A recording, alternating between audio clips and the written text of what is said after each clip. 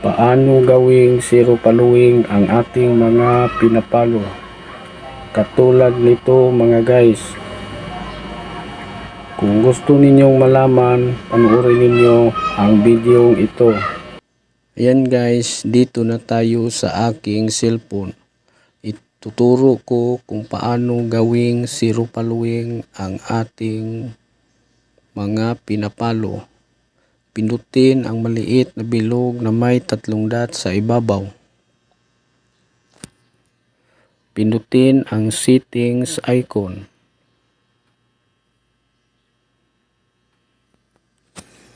Yan guys.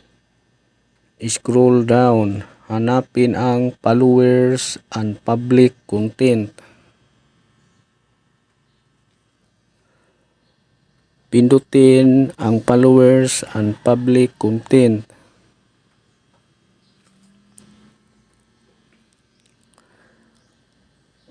Pindutin ang who can see the people page unless you follow.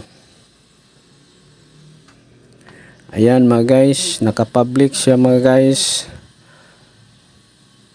Para maging zero following ang ating mga pinapalo mga guys, ilagay natin ito sa only me.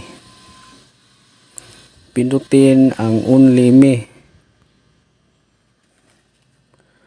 Pindutin ang save.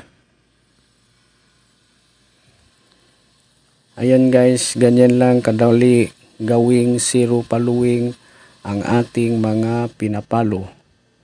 Good luck guys. Bye bye. Thank you.